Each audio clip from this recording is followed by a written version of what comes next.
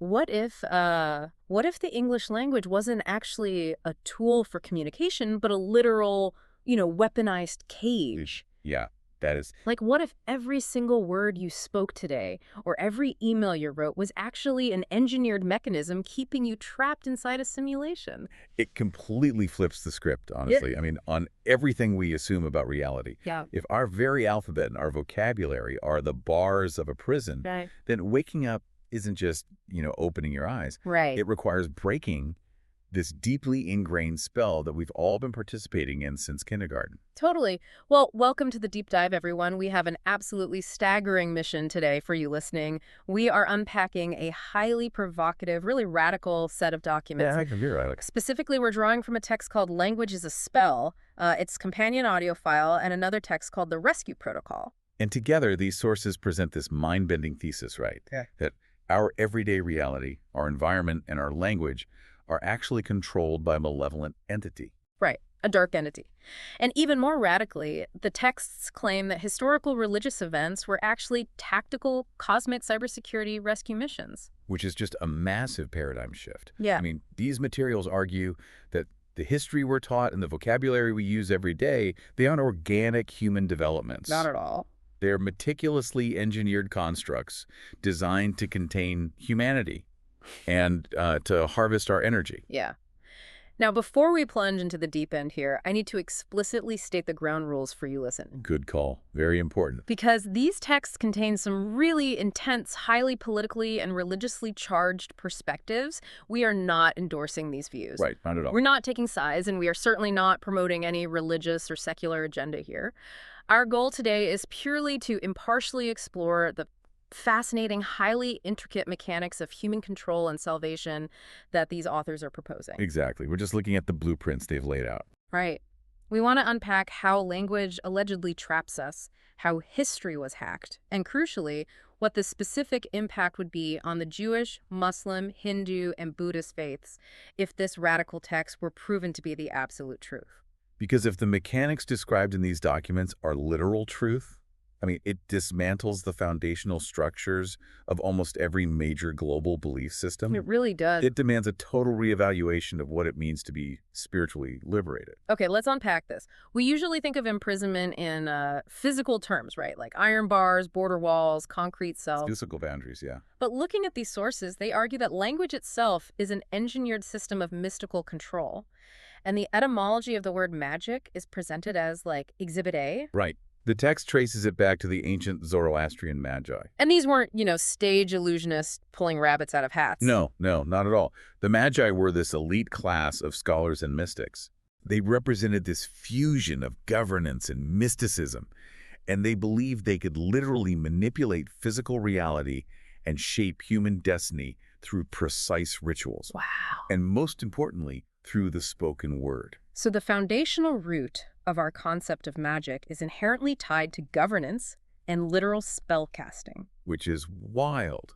And we see this echoed in our everyday vocabulary, don't we? Like, think about what we teach children. Right. We teach them to spell. We take these abstract symbols, letters, and mandate that they form them in a deliberate sequence to create meaning. Yeah. But that is the exact same word used for casting a magical incantation, casting a spell. Right. Or look at the word sentence.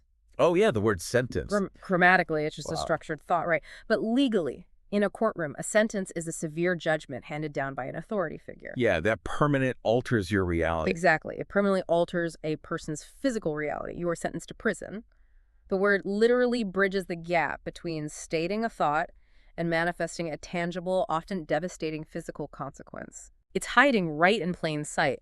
And then there's the word vowel.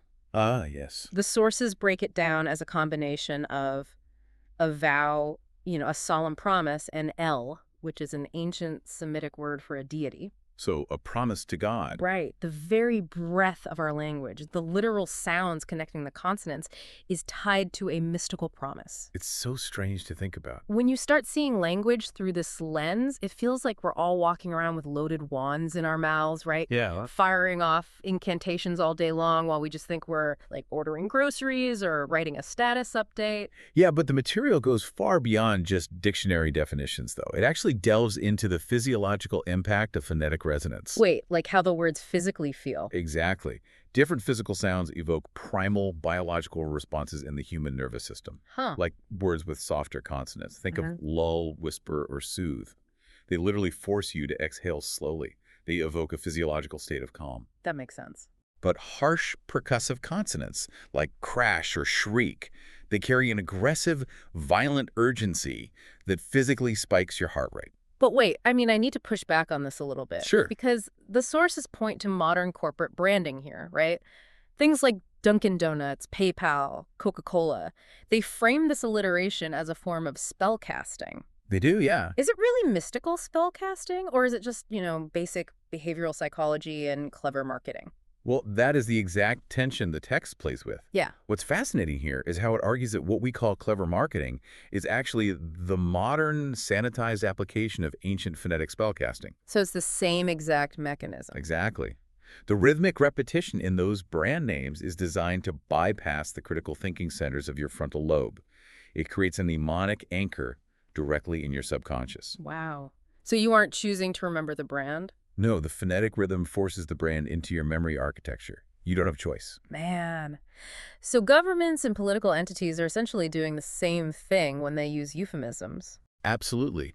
Think about a term like neutralization. Right. If a news anchor says a strike killed people, you feel a visceral, empathetic horror. Yeah, it's awful. But if they say the target was neutralized, the language acts as a psychological anesthetic. It completely detaches the masses from the moral weight of those atrocities. That's chilling. But so far, this just sounds like human greed and power dynamics, just humans controlling humans. Right. But here is where the material takes a massive left turn.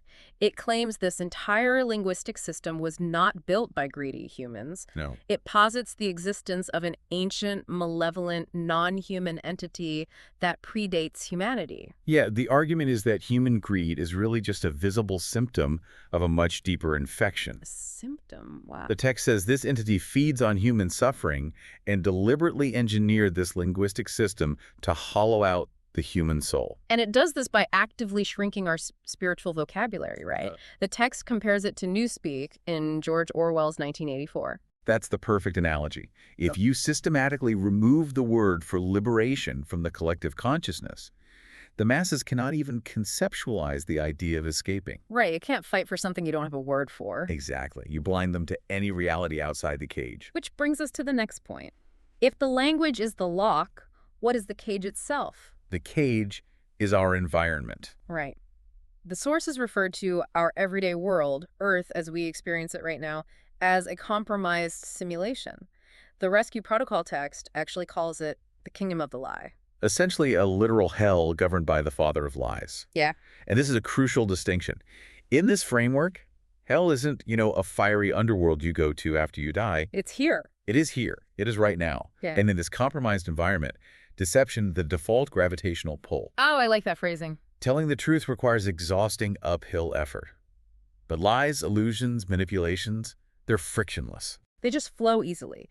And if you're listening to this on your commute or at your desk, just think about the exhaustion of performance in your own life. Oh, absolutely. Curating a flawless persona on social media or putting on a corporate mask at work to climb the ladder, you are constantly conforming to societal expectations. And the material argues this is entirely intentional. Right. The system demands this performance to keep you exhausted, because an exhausted population cannot rebel. It's an incredibly effective containment strategy. I actually use an analogy in my notes for this when I was prepping. It's like we are meticulously arranging the furniture and hanging expensive paintings inside a building that is already on fire. Oh, that captures it perfectly. It really does. But, a burning building is chaotic. People panic when they see flames. Yeah, they run for the exit. Right. So the system utilizes what the text calls the truth ice cream delusion. Right, the ice cream. Because I was wondering, if we are trapped in a burning building managed by a malevolent entity, why do we feel peace sometimes? Why do we enjoy a beautiful Sunday afternoon or, get a thrill from a new purchase? Because unrelenting misery breeds revolution. Right. The system knows that if you experience nothing but pain, you will eventually try to tear down the walls. you'll look for that exit. Yeah. So it provides superficial comforts, the metaphorical ice cream. It gives you streaming entertainment, modern conveniences, temporary biochemical dopamine hits. Then Netflix and junk food. Exactly. It dispenses just enough dopamine to stop you from screaming or noticing the smoke filling the room. Yeah. It pacifies you, so you never ask who built the cage in the first place. It's brilliant in a really dark way. But if the simulation is this perfectly designed and it's fundamentally inescapable from the inside, how does an outside force even breach a quarantine system? Ah, this where it gets crazy. Yeah, we're shifting into the core of the rescue protocol here, which completely reframes the historical story of Jesus of Nazareth. It really does. It throws out the sanitized religious fable and frames it as a literal cosmic extraction, a cybersecurity hack from the inside of the simulation. Yeah, to understand the hack, you have to understand the firewall. The text introduces a massive jurisdictional problem called the divine limitation. The divine limitation. Right. The creator is pure life. But to buy back human souls held hostage by a system of death, a ransom is required. You have to pay the system in its own currency. Wait, I have to stop you there. We're talking about the creator of the universe. Yeah. Why wouldn't a being of infinite power just smash the system from the outside? Why go through this elaborate undercover hack? And what do you mean by death currency? Well, if the creator just smashed the system with raw power, it would destroy the hostages inside it. Ah, collateral damage. Exactly. It would be like blowing up a bank vault to save the tellers trapped inside. To dismantle the legal framework of the simulation without destroying humanity, the creator had to acquire the one thing he didn't possess. Which is death. Death currency. He had to interface with the compromised environment. He had to enter undercover. So the manger in Bethlehem wasn't just a humble, quaint birth. Right. The text actually calls it a Trojan horse of divinity. He bypassed the simulation's firewalls by entering as a vulnerable, common human baby. Right, because if he had arrived splitting the sky with cosmic power, the system's defenses would have flagged him and locked him out immediately. So he sneaks in, and once he was inside, every action was highly tactical. The miracles weren't just, random acts of compassion. The text calls them jolt events and sophisticated logic traps designed to force the system to react. Exactly. But break down one of those logic traps, because calling a miracle a hack is a wild reframing. Let's look at the healing of the soldier's ear in the Garden of Gethsemane. Okay. An armed mob comes to arrest him, right? Yeah. A disciple cuts off a guard's ear, and he heals the enemy soldier on the spot. Right. Now, traditionally, we are taught this is a lesson in pacifism. Turn the other cheek. But the text argues it was actually a devastating logic trap. By instantly healing the guard who was coming to destroy him, he forced the mob to witness undeniable restorative divinity. Oh, wow. It removed their excuse of ignorance. Precisely. They couldn't claim they were arresting a mere political rebel or a charismatic teacher anymore. They were willfully choosing to persecute the supernatural. They legally indicted themselves within the cosmic framework. Yes. And this leads right into the cosmic audit. The betrayal of Judas is framed not as a tragedy, but as a necessary forced leak to initiate the final phase of the extraction. He needed the corrupt authorities to find him so he could force an audit of the system. And during the trial before the religious and state authorities, he remains largely silent. Right, because in any legal system, silence forces the prosecution to build their own case. Oh, I see. Faced with pure truth, the simulation panics. It has nothing real to use against him, so it just manufactures lies. It generates false testimony. And by doing that, the system proves its own unredeemable corruption on the cosmic record. Wow. So if the system is legally exposed at this point, how is the actual extraction executed? This brings up the Barabbas swap, right? Yeah, Pilate offers the crowd a choice. Release the innocent truth or release Barabbas, a known violent murderer. And the crowd, agitated by the system's algorithms, basically chooses the murderer. If we connect this to the bigger picture by explicitly choosing chaos and violence over truth, the system officially signs its own decommissioning order. Right. It proves that its primary function is to eliminate truth at all costs. Which means the crucifixion wasn't just an execution. No. The text argues it was a physical interface with the death mechanism itself. The creator walks into the worst machinery the simulation has to offer. He acquires the death currency by dying. Yes. And when he breathes his last and says, "It is finished," that wasn't a gasp of defeat, right? No, it was a declaration of mission success. It was the signal that the encryption of the simulation was shattered. Wow. The exit path was officially open. He broke the code from the inside by turning the system's own ultimate weapon, death, against it. Okay, so we have this epic cosmic hacking operation. The encryption is broken, the door out of the burning building is kicked open. Right. This brings us to the core focus of our deep dive today for you listening. Because if this specific rescue protocol document is proven to be the absolute literal truth, what happens to the rest of the world's belief systems? Well, the material is incredibly explicit and uncompromising about this.